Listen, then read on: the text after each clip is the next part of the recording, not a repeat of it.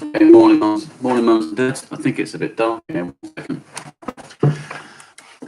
The talking chat there. Please add things on when you need to. Just give you a few updates on this week. On Monday, considerations about keeping the staff safe as well. So that's been really, really nice and uplifting. Just to kind of reassure you, I spoke very briefly at the Children's Quiz Assembly that we have been working hard behind the scenes, particularly on the site. Yesterday, majority of yesterday was spent signalling and signposting new where to go on Monday. It's fairly straightforward, and as I said, I will upload a video just after this if it's working. Just need to edit it a little bit more, just to kind of give you an overview of what the site looks like, the Year 6 classrooms, and I think Mrs. and Miss Parfit have spent yesterday, well, they did spend yesterday sorting out green and red class, and they've uploaded or will be uploading photos for you to see there on their dojo pages. Everything we spent doing yesterday, that when the children and yourselves sign, I just clarify that. I don't expect you to wait at the gate. There will be an opportunity for you to come onto the site in terms of the car park, but you won't be directly onto the site of the building and the playgrounds. So you will be able to come on with other siblings if you have them, because I know a few people have asked that, so I don't expect you to leave them at the gate. But there will be a route which will be available for you to use and to adhere to yourselves whilst around the car park and just before the gate reception and the junior playground. So that's all there for you. It'll be fairly straightforward, I hope.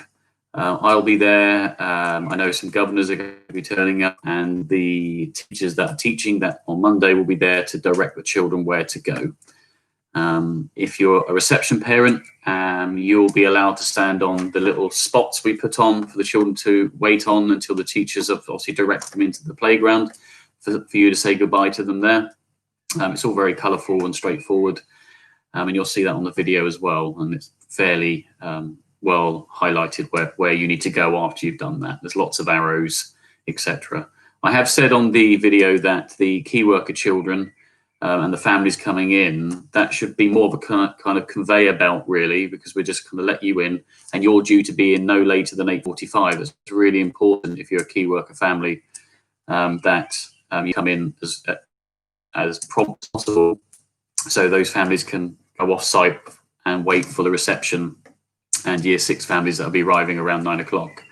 So that's really important that you try and get in before quarter to 9 key worker families, and then you're off site ready to allow reception Year 6 to come in. Obviously, if you've got a child in reception and a key worker family, then I understand that you may have to wait in line for the key worker queue, which is fair enough. But we'll be there to reassure you and answer any questions that you have, obviously within the social distancing measures. That's very important. Just to clarify a few other things as well, particularly coming from reception families, the teachers that will be there are all the teachers that teach in reception. Obviously, we've got a few that are shielding at the moment for obvious reasons. I'm hoping we'll have a little bit more of an update from the secretary at some point about those teachers that can come out of shielding. But teachers that the children in reception will be having are all the teachers that they know. So Mr. Kingshot, Mrs. Meg, very important, Mrs. Cope, Mrs. Hart. These are the teachers that the children are familiar with. And so as soon as they arrive, they'll obviously see their friends in the groups going to be in. They are all going to be familiar faces. So it's not going to be strange in that sense at all. It's not going to be people that they don't know. I just want to reassure you of that. Obviously, I haven't released children's groups, mainly just for data reasons and consent. I felt that it wasn't necessarily to ask consent of you to send, for me to send out information about other families' children. I'm sure you probably done that on your social platforms anyway, as soon as you knew which group you were in, so that's fine. So yeah, and just to clarify, everything we've done over the last 48 to 72 hours in terms of the site is about keeping you safe, and that's your children and yourselves. Reiterate that there is stuff that you can do as well, and And I've heard, and these are only secondary sources, that we have to make sure that if we are out and about, that we do remain separate in our households, because obviously this does have an impact on contact points for children coming into school, particularly if you're going out on picnics or going to parks and things like that, which we're going to be allowed to do a little bit more from Monday. I would really stress to adhere to these social distancing measures, because if we have mixed families outside of school coming into school, that's obviously going to be difficult. And I can't measure that, only you can. So please, please try and stay within the guidelines that have been stressed to us. That's really, really important, because it actually supports school. And what I don't want to see, and I'm sure you would agree, any spikes at all going on in school, and us having to groups of children bubble. If that does happen, which I hope it doesn't, then I just want to clarify that if there is a child or children that are showing signs within school, within the school day, within their session, we will isolate them. And that particular bubble group, as per the letter I sent out last week, that particular bubble group would have to isolate for 14 days. I wouldn't need to close down the whole school. It's just that group the children are in. So we are doing all we can to make sure these bubble groups are as separate as possible when it comes to cleaning the surfaces, the areas that they're going to be working in, the toys and resources they're going to be using, etc.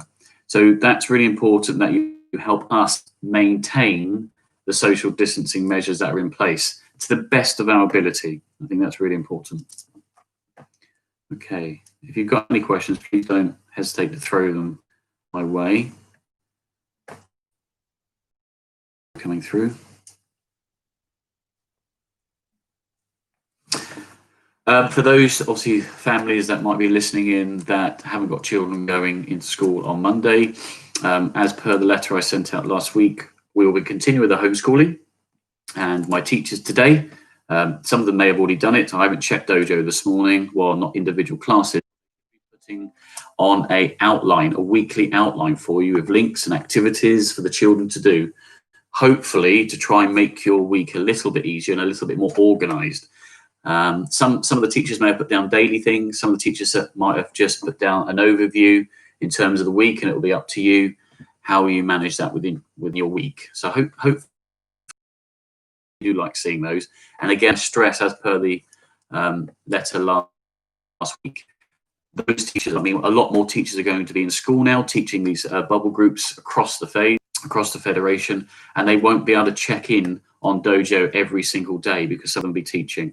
The days they're not teaching, when they're at home, they will obviously be responding to some of the work the children have been putting on, and obviously adding a video or two on Class Dojo for you. I think that's really important. I'll check the email. I'm sorry, Miss Cox, I've received quite a few emails, and I'll try and I'll read through that again. I think I remember. I think it was just the boys popping in, wasn't it? So I think I've received that. Apologies if I haven't responded yet.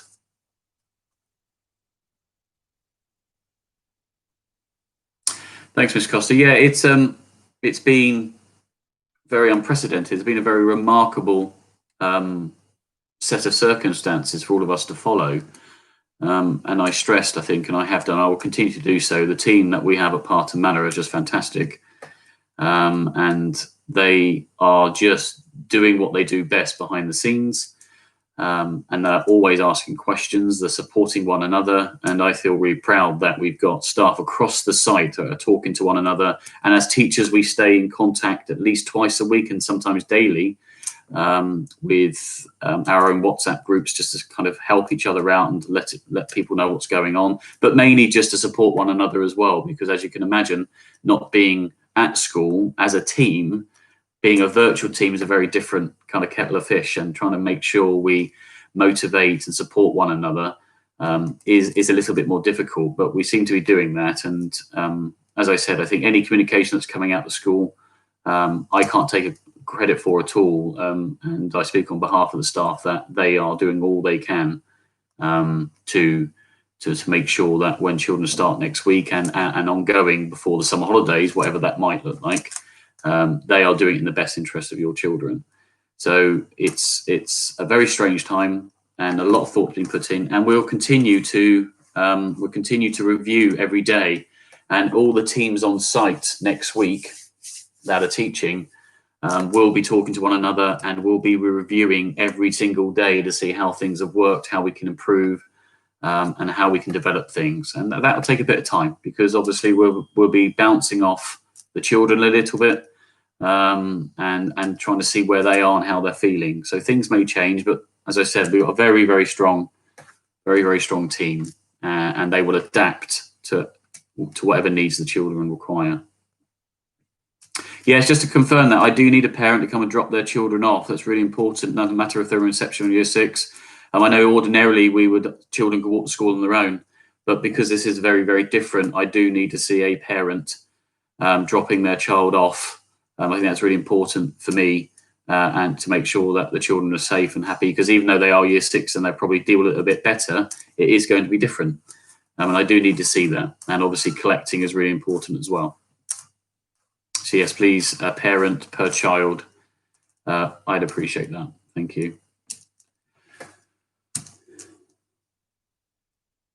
Yes, and Miss Moore, so I said I'll add a video on a bit later on. It will tell you exactly. I've done a video for key worker and reception children, and one for year 6. So it's very, very clear where the children need to go, where they're going to stand, and how they're going to enter the building, and what their classes look like. I won't spoil it, because it's just a wonderful video, and you'll have a little look at that later on, and you can share it with the children, just so that they can know what they're expecting to see on Monday morning.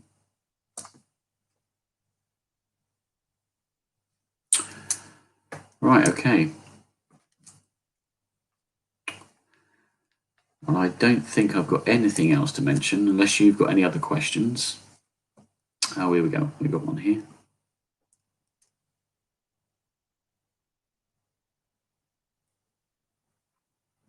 Well, Mr. Taylor, the DfE guidelines are there so that the government and the education sector ultimately aren't going to be accountable, because they've got to put out a message that covers, it's a generic message that will cover all local authorities, all establishments, that the government are basically saying, well, we think schools should offer provision as much as they possibly can, and preferably full time, which, if they say that, then obviously accountability measures will remain on schools.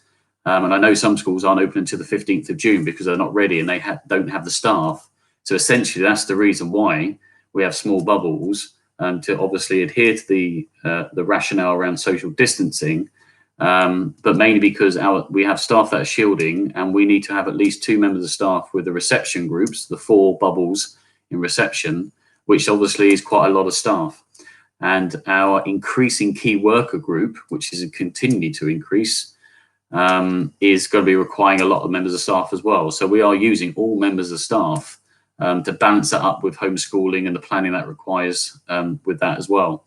So we have to start at a blueprint, which we currently have, which is that part-time phased entry, because if there is any clarity on whether other cohorts will be returning, we have to have something to work from.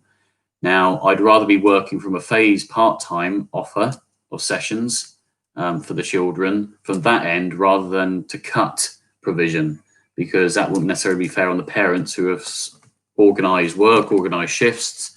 And I know that doesn't necessarily one size fits all, but I'd rather start at that point and then develop and move with this particular offer, this provision, as we move through in June into July.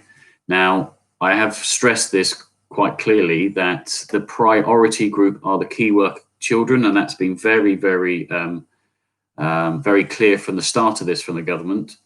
And if our key worker group continues to increase, that may have an effect and an impact on the provision for reception in year 6, because we may need to utilise the staff and the resources we have for the key worker group. Now, if that does happen, I'd rather have the blueprint I have for reception in year 6 in place, the phased part-time entry, rather than something that's more, which would be difficult to manage anyway, and then to obviously let parents down, and for parents to have to go and change work commitments. So that's the main reason why. But the DfE essentially have got to put a generic message out there so they can dissolve that responsibility and accountability to local authorities and schools. Miss Costa, I think he mentioned on the 15th of June, I think yesterday, didn't he, that year 10 and 11, 12, I think it was year 10 and 12 in secondary schools may be returning, or some type of face-to-face time. There's no mention of primary schools. I think, and this is only a thought, that if they do, it will be very much locality by locality. I think it will be based on this track and trace as well, depending which communities are able to have children back more readily during the June and July months, and obviously that'll have an impact on summer holidays as well. So it'd be nice to see the children back. It'll be nice to know that the children, if they're all back and we are able to have larger groups and there's a lifting of social distancing, and they're talking about maybe going down to a metre, how distance have an impact on resources and deployment, really. So we'll just have to see what he says. But as I said, as per Mr. Taylor's question, I want to start in a position where we can manage the children currently with the staff that we have. And if the social distancing rules are relaxed slightly, then I think we're in a better place rather than going from all out and having to reduce, rather than going from a point of where we are now or something smaller and expanding. No, so the children in the children in the key worker group, the teachers that will be there will stay with that group. They won't be changing day by day. They are the staff that were with them. Obviously, there'll be differences within the timetables, but they are the same teachers that will stay with that particular group as much as we possibly can. Obviously, if we have to change things round, it's obviously just teachers, but the children stay together. But we'd like to think that those teachers will remain with those groups as it stands. Yeah, so thank you, Avril. It is so the children we brought out, and at the end of the day, and they'll be obviously ushered over to you. But like I said, the site's fairly well signposted, says kind of orange tape and please wait behind the line kind of thing, where you can stand to collect the children. So they will be brought out to you, because obviously we're not allowed for you to come onto this school site in terms of the playground and the buildings. So yeah, we're not just going to let them run out like St. Trinians. Okay. Some good questions there, folks. Keep them coming, because it's useful, because I think the questions that you ask sometimes triggers things for me, which is good, and I obviously write things down just to obviously remind myself, or something I can get back to you about.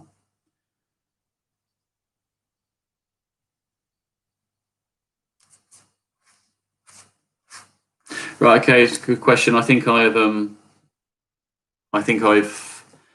hopefully said, and there's still some uncertainty about what's key worker, what's not key worker, and if you have to have two. I do believe if you've just got one key worker in the family and you've got someone at home, the advice would be that children are safer at home. But we understand that if you are a key worker and you're also working at home, you've got a job to do and you need to contact me. And I've said that, I think, to a lot of parents. You need to let me know, and you can come into school and we can give you provision. But if you are a key worker, you are a key worker. So, for example, I know we have 7 children that are in reception but are going in the key worker group because they require more than the sessions that we can provide at the moment. They will remain in that key worker group. So we won't have children flitting from bubble group to bubble group for obvious reasons. So no, so if you're a key worker, you remain in the key worker group regardless of what year group you're in.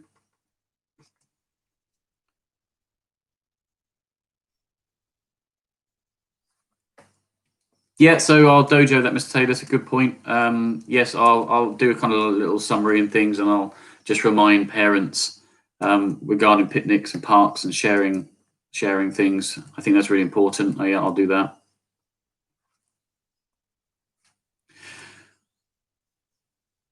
Yeah, so the key worker children, they either bring, that's up to you, Mr. Cox. If you want the children to bring in their lunch, they can stay for lunch. It depends what time they're picking up. I think you said 1 o'clock, wasn't it? So they would have had their lunch by then. So please do make sure they do bring their lunch in by then, because they have it between 12 and 12:30. So yes, that's up to you. You might want to collect them and then go and have lunch at home. That's entirely up to you. But if you're sending them in with lunch, obviously they'll eat it before you collect them.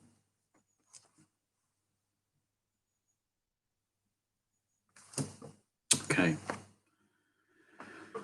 Right, any more, folks?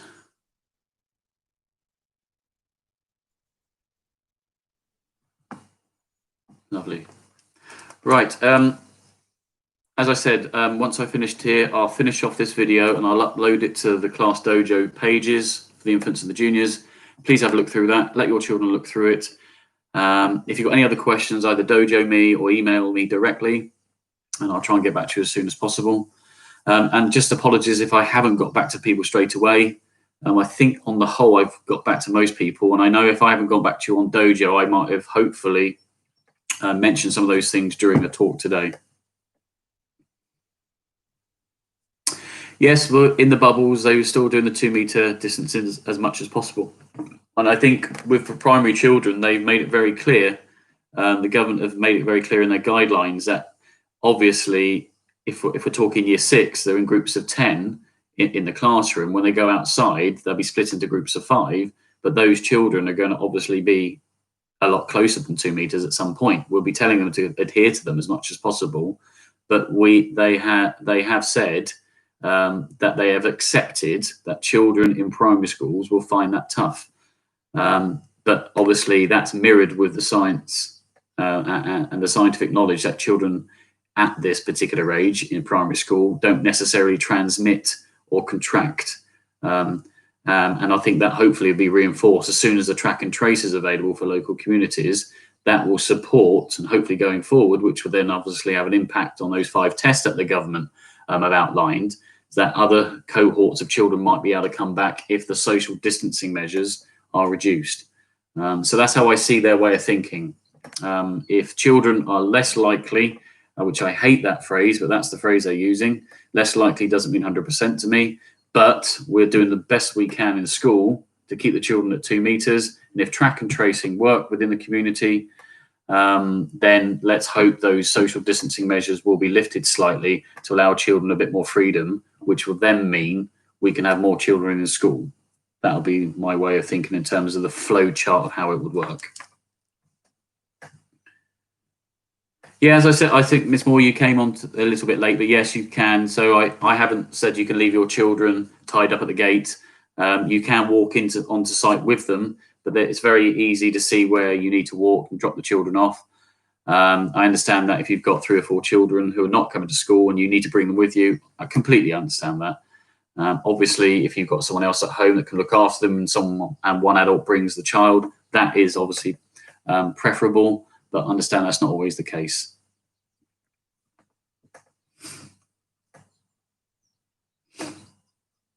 Okay. Right. It's nice. I think we got the kind of the familiar names that have joined us again today. Thanks for stopping in, particularly those folk who have asked questions. Really, really important. So I appreciate your time and your considerations on that. And just to remind you that if you need anything at all, I'm available on my email, or just email me or dojo me. And please watch out for the video, which I'll spend some time doing now. And all have a lovely weekend, and I'll see some of you on Monday morning. Just to remind you, reception year 6 starts at 9, and key worker children to be in school no later than 8:45. Okay, folks? Well, have a great weekend. Enjoy the sunshine and socially distance. All right, take care. Bye-bye.